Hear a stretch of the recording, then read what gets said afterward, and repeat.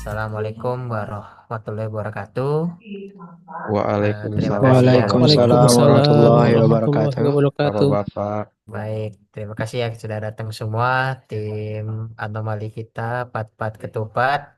Nih, jadi kita hari ini akan ada podcast lagi, podcast kita yang biasa Warga 4.0 dari kelompok 4. Pada hari ini tema kita itu adalah lebih ke apa sebutannya ya, refleksi kali ya, refleksi rangkuman pembelajaran selama laksar kita 4 hari ini. Nah, jadi memang kita sudah mulai banyak kita pelajari ya, mulai dari wawasan kebangsaan dan nilai bela negara, kemudian ada kesiapsiagaan bela negara, yang ketiga isu strategis, yang terakhir algoritma kebangsaan. Nah, mungkin supaya ngurut ya, jadi kita mulai ngobrolin dari yang pertama dulu nih. Nah, yang pertama ini kita mengebahas wawasan dan kebangsaan dan nilai negara. Teman-teman aman ya, masih ingat semua kan yang kita pelajarin 4 hari kemarin ya? Atau sudah lupa semua nih karena udah 1 minggu lewat ini? Insya alhamdulillah Allah. Insya Allah Masih setengah-setengah bang mengingat. lah. Nanti kalau lupa ini aja ya, pokoknya yang penting ngomong aja ya. Nah, yang pertama kan kemarin kita ini nih sempat ada cerita wawasan kebangsaan dan nilai negara. Mungkin kita minta pertama dari Mas Zikri dulu nih. Coba cerita dulu nih terkait hari pertama kita. Baik, terima kasih Mas Delta. Ya, kita kemarin kan bahas tentang wawasan kebangsaan dan nilai bela negara nih. Tentunya ya pada hari pertama mungkin tentang wawasan nih. Wawasan nih berkaitan dengan gimana kita ilmu yang kita dapatkan kan.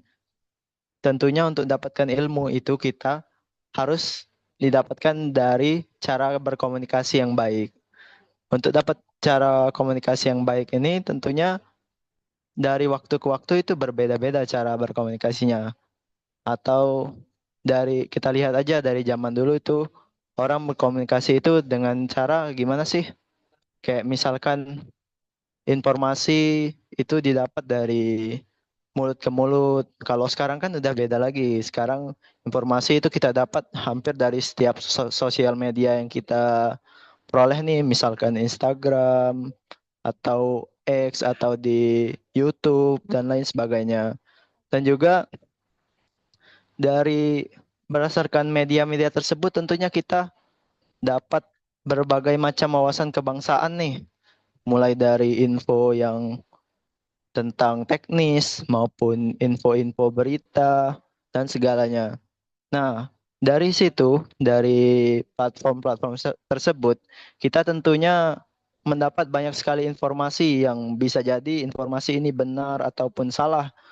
Nah, dari sini kita bisa memilah-milih nih, apakah wawasan tersebut atau informasi tersebut bisa benar atau salah. Itulah tantangan kita untuk wawasan kebangsaan pada zaman sekarang. Karena banyaknya sumber informasi yang bisa kita dapatkan, tentunya kita juga harus mempersiapkan diri dengan mempersiapkan cara untuk memilah informasi atau wawasan yang didapat kita dari sosial media. Mungkin itu Bang yang bisa saya jelaskan mengenai materi di hari pertama nih. Wih, mantap. Berarti Mas Zikri ini masih ingat ya. Dikira 1 minggu libur udah ada lupa lagi nih. Luar Iya, biasa. sedikit-sedikit lah Bang.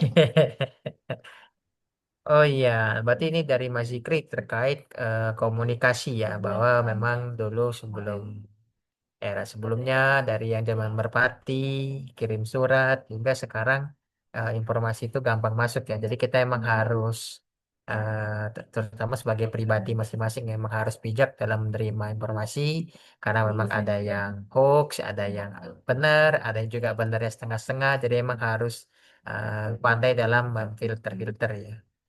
Nah, sama memang kemarin tuh kalau nggak salah kita di hari pertama itu kayak ada eh, nyebut soto-soto kemarin tuh ya, kayak soto Banjar, soto Tangkar. Itu kalau nggak salah ingat nggak Mas Rido? Kita lagi bahas apa sih waktu itu? Bahas soto-soto itu atau itu keberagaman ya kalau salah ya. Nah ya, jadi soto-soto itu kan jadi sebuah national value ya, nilai dari kebangsaan kita. Jadi dari makanan-makanan tuh banyak tuh dari ciri khas dari tiap-tiap masing wilayah di Indonesia. Kayak soto pun ada banyak banget ya dari Makassar, soto Kudus, soto Padang, soto Bogor, soto Padang. Ya kita tahu cuma sate Padang doang. Ya itulah dari berbagai macam keberagaman. Nah, dari keberagaman tuh bisa jadi banyak kelebihan dan banyak kekurangan. Dari kalau kelebihan kan bisa jadi ajang nih buat pemersatu sebagai pemersatu bangsa. Nah, jangan sampai keberagaman ini pun jadi ajang adu domba nih. Jangan sampai di terpanas-panasi atau dikompor-kompor ini oleh oknum-oknum yang berkepentingan. Begitu. Jangan sampai keberagaman malah mengadu domba kita. Seperti itu sih kalau cakupan arah obrolan soto-soto ini, Mas Delta. Oh, berarti emang lebih nyangkut ke keberagaman ya Mas ya. Bahkan memang dari jenis soto aja sudah banyak ragamnya ya. Tapi kalau Nah, Mas Rido, kalau makan soto, game diaduk atau game dipisah Mas? Kan kalau orang-orang suka ada yang ini nih, yang nggak mau campur dengan nasi, ada yang sotonya langsung masuk nasi gitu Mas. Wah, enak, enak tanpa diaduk sih, Mas. Itu nasi dipisah, Oh, mantep itu kuahnya kan. Udah jadi lapar. iya nih. Selalu ingat benar ya hari pertama nih kita banyak ngebahas soto ya. Oke lah nih supaya kita agak fokus hari pertama karena takutnya ngebahas soto terus kita pindah ke hari kedua nih terkait kesiapsiagaan bela negara. Nah kalau kita em, sempat ingat-ingat ya kalau kita kemarin itu memang ada beberapa ngebahas terkait bijak dalam bersosmed nih seperti bahas kestabilan emosi. Mungkin dari Mas Farid ada sedikit cerita gak sih? Kita kalau salah kemarin tuh bahas kestabilan emosi itu kenapa ya kemarin ya? Apakah memang kalau jadi admin tuh gak boleh marah-marah atau gimana tuh maksudnya? Udah Mas gimana tadi? Bisa diulang nggak? Ini Mas Sorry, sorry. terkait bahas yang kita cerita hari kedua kemarin itu kesiapsiagaan bela negara. Jadi kan kadang-kadang kita juga sebagai ASN ya terutama itu kalau kita pakai sosmed tuh harus bijak gitu ya. Nah, mungkin siapa tahu Mas Farid ingat nih kita bagaimana sih bentukan bijak dalam sosmed yang kita materi kemarin. Ya, oke. Kita sebagai ASN ya, di mana kita harus menjaga image kita di sosial media. Bagaimana cara kita membranding diri kita biar apa ya, tujuan kita tuh sebagai ASN tuh apa sih? Tujuan akhir kita tuh apa? Apa cuma ASN yang datang lalu pulang atau ASN yang mengejar sebuah mimpi yang lebih besar? Kita bisa memanfaatkan sosial media itu dengan membranding diri kita sehingga kita harus bijak-bijak dengan sosial media. Di internet itu semua orang bisa akses, semua orang bisa berkomentar, semua orang bisa like atau dislike, sehingga apa yang kita tunjukkan itu harus sesuatu yang menggambarkan diri kita. Jangan sesuatu yang jelek itu ditunjukin ke sosial media. Itu sih. Gimana kalau Mas Delta? Ya, itu memang mantap ya. Walaupun emang kadang-kadang kita sebagai individu ini emang kadang-kadang suka gatel ya, kadang-kadang lihat orang marah-marah, ngejek-ngejek di internet ya. Iya. Ibarat apalagi kalau kita tahu kebenarannya misalnya.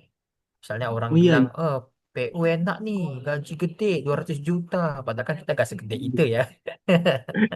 saya jadi ingat ini. Di Saya sempat nonton video ada kalau ingat ada video viral tuh menteri joget-joget. Nah, Oh ya ada ternyata tuh. kan ada yang tahu ya. Ada, Ternyata ada, kan ada.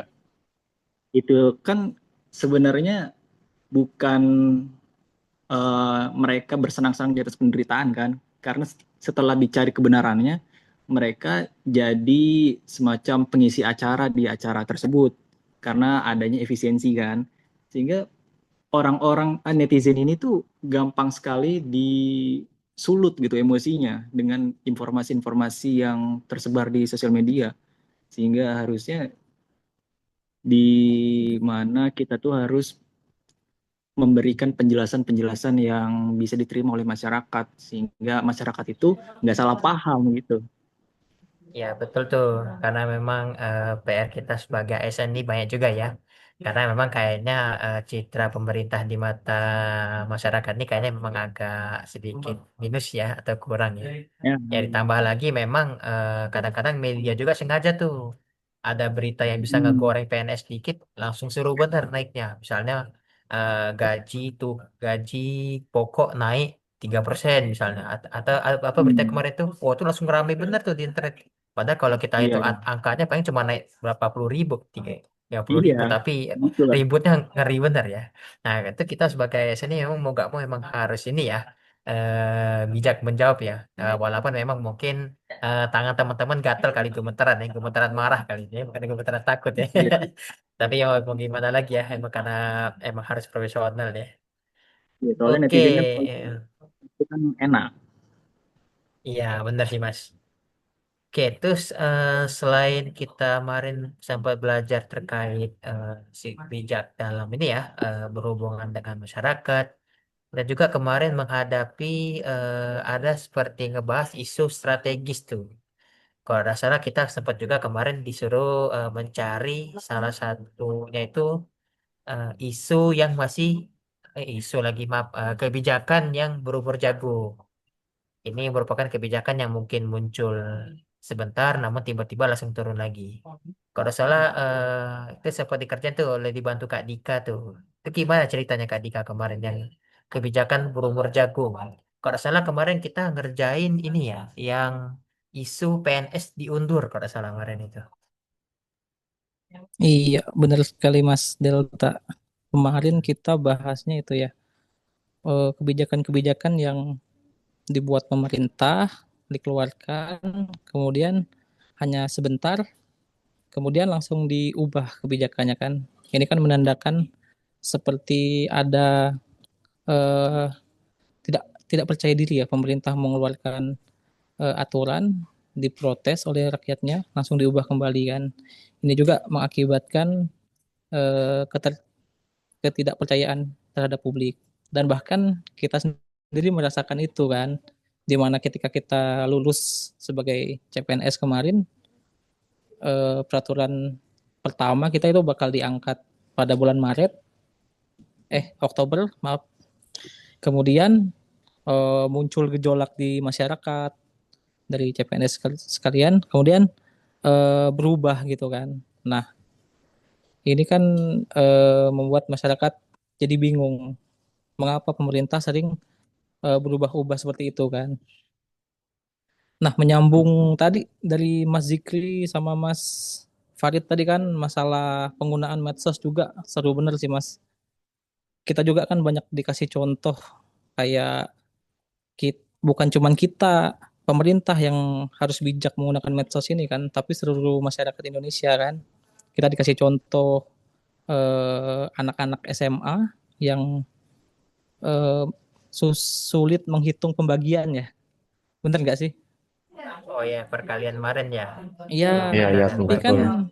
kita sebagai ASN dan sebagai masyarakat juga kan harus bijak menilai apakah itu videonya hanya konten, benar atau salah, kita harus bijak. Itu sih. Kalau dari yang lain gimana? Ya, benar sih Mas. Karena memang kadang-kadang info ini udah nyebarnya cepet, kadang-kadang yang lainnya rame, tapi kadang-kadang bisa juga info yang rame nyebar itu bisa aja rupanya ini ya palsu ya atau cuman konten buatan doang. Jadi memang kita harus ini ya pintar-pintar dalam melihat isu-isu yang beredar ya. Oke, kita sudah mulai isu strategi sudah mulai dibahas. Kemudian ini materi hari ini nih algoritma kebangsaan. Jadi memang kita sama hari ini sempat ngebahas salah satunya itu adalah eh, ciri-ciri negara maju. Itu mungkin boleh diceritain kalau dari Mas Renaldo bagaimana? Baik, ini kan tadi untuk materi hari ini ya, berarti algoritma kebangsaan kalau nggak salah yang disampaikan oleh pemateri Pak Setio tadi. Nah, Ya, salah satunya benar. tuh menjelaskan tentang negara maju. Kayak contohnya itu di Korea Selatan waktu Olimpiade Seoul tahun berapa ya kalau nggak salah 1988. Ya, benar. Nah, 1988. Betul, 1988. Bener Mas.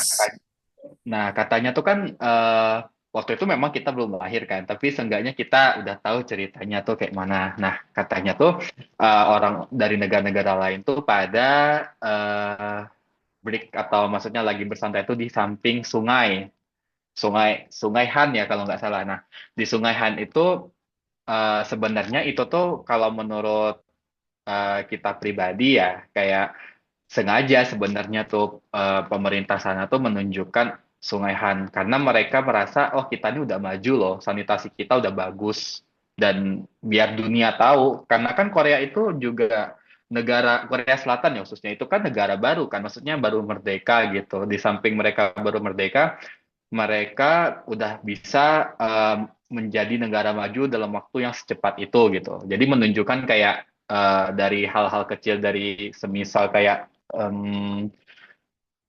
mengolah drainase aja mereka udah bisa pamer ke dunia untuk menunjukkan bahwa wah negara kita bisa maju gitu loh. Nah, sekarang pertanyaannya itu lebih ke kayak Indonesia bisa nggak menerapkan seperti itu. Nah, harapannya nanti mungkin berdasarkan materi tadi pagi ya Indonesia tuh diharapkan bisa seperti itu juga untuk menerapkan pengelolaan tata kelola yang baik, eh, infrastruktur yang baik, kurang lebih sih seperti itu, Bang, kalau dari aku gitu. Mantap ya. Ini langsung ke rangkum semua ya info hari ini ya. Kita agak perlu buka ChatGPT lagi nih dari rangkuman hari ini ya. Tadi sebutin Mas Renaldo nih hari ini. Luar biasa ini. Kita Nah, juga berarti pernah sih Mas kayaknya Mas. oh iya Mas. Iya, kita pernah juga menyambut tamu itu. Kalau nggak salah tapi bukan di sungai ya. Di atas kapal ya. Ada yang ingat nggak? Oh Itu iya. masih zaman Presiden Jokowi kalau nggak salah. Oh, saya agak lupa-lupa ingat ini. Oh iya, tapi kita cuman itu doang sih. Cuman Oh, apa? tapi ada Di atas juga ya. kapal keindahan laut kita bukan keberhasilan kayak seperti yang di Korea kan. Hmm. Iya, mantap sih. Ya, sebenarnya Indonesia juga banyak sih yang indah-indah ya. Cuman emang beberapanya lagi ada yang isu, ada lagi juga yang enggak ya. Kayak Raja Ampat ya, gitu atau gimana gitu ya. Nah, ini kita sudah cerita semua nih. Tinggal satu nih teman kita yang belum cerita-cerita nih, Mas Fajri nih. Kayaknya lagi banyak tugas nih kayaknya. Kita suruh dia cerita dulu nih supaya ada unek-unek isi hati ya. Minimal kalau nggak ada surutan hati, minimal ini ya cerita-cerita pelajaran 4 hari ke belakang. Gimana dari Mas Fajri? Ada tambah-tambahan Suruh atau ngerangkum gimana? aja Mas dari hari Ah, satu sampai boleh. hari keempat. Ah, boleh nih. Ya Biar Mas, gak. Eh, kalau dari aku sih ngerangkum aja ya. Semuanya kalau aku lihat tuh sebenarnya semua materi kita dari hari 1 sampai 4 tuh berkesinambungan lah. Gimana kita sebagai materinya tuh buat kita sebagai CPNS ini tuh jadi dasar banget. Ngebalikin lagi kita ke basic. Pelajarannya itu kan dari kemarin lebih kayak mengenal negara, terus kita jadi kebuka buat baca-baca lagi isu-isu yang ada di negara kita apa aja. Terus hari kedua tuh ada bela negara. Bela negara tuh kemarin bahas yang isu kabur aja dulu. Itu kan jadi kayak kita nih eh, harus nanemin lagi rasa sayang ke NKRI gitu sih, kalau yang aku lihat. Terus yang hari keempat kan itu kayak ngasih gambaran kita gimana nih potensi Indonesia tuh bisa nggak sih nyamain negara-negara maju lainnya gitu. Apa aja yang kurang? Kalau menurut aku sih gitu. Jadi kayak benar-benar kita nih di minggu pertama tuh disiapin basic-basicnya dulu. Terus nggak tahu nih minggu-minggu selanjutnya gimana. Jujur banyak pikiran yang kebuka. Dulu tuh aku sempet eh, nggak setuju sama gerakan kabur aja dulu, tapi setelah dipikir-pikir ya nggak apa-apa kabur aja dulu, asalkan tetap ada kontribusi ke tanah air gitu. Jadi yang ngebuka wawasan lagi lah 4 hari ini. Gitu sih kalau menurut aku. Wah, luar biasa nih ya. Jadi eh, kita sudah 4 hari melakukan dasar ya. Dan ini memang tidak belum mencapai akhir karena masih sangat awal. Masih ada 4 minggu lagi kita akan menjalankan laser ya. Jadi memang berhari ini pun kita tidak boleh turun semangat ya. Karena kalau sekarang sudah lulus semangat, nanti tidak semangat lagi ya. Karena kabar-kabarnya tugas makin banyak nih, katanya makin hari nih ya. Jadi kita harus tetap on fire terus ini. Jangan sampai padam ya. Nah, Ya, jadi memang tadi awalnya saya mau ngerangkum ya awalnya, tapi karena sudah dijalankan oleh Mas Fadri ya, jadi saya tinggal terima bersih aja ya tugas di sini ya.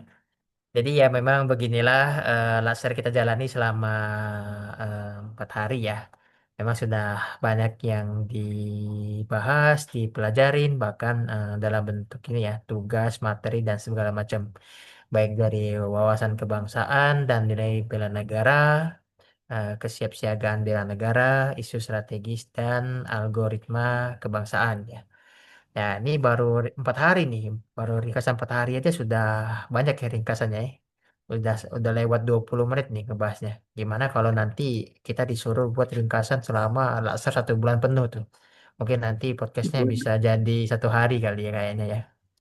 Tapi kita Saya ngikut. takutnya Mm, Mas Delta nanti malah bikin itu channel YouTube, Mas. Kalau udah 1 bulan podcast mulu nih, Mas. iya, langsung ini. Hello guys, subscribe ya. Ya, baik. Mungkin Order dari dadakan. teman-teman ada sempat mau nambah-nambah lagi cerita-cerita terkait laser 4 hari ini atau kita cukupkan dulu nih? Testi dulu lah, testimoni dari Mas Delta. Latsar seminggu ini gimana Mas Delta? Masya Allah. Sesi curhat berarti ya nih ya. Waduh, Iya, berat juga ya. refleksi kan. Mm-mm. Kita manfaatin jatah waktu sisa ya. Tinggal 6 menit lagi nih Zoom-nya ya. Cara Zoom gratis ya.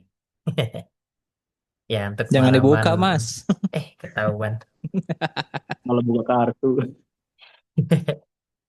Ya, kalau untuk pengalaman Aksar memang cukup luar biasa ya, karena memang kita beneran dibuka wawasan terkait bela negara. Karena memang kalau untuk bela negara sendiri memang tidak sebatas kayak kita harus turun ke medan perang terus ya.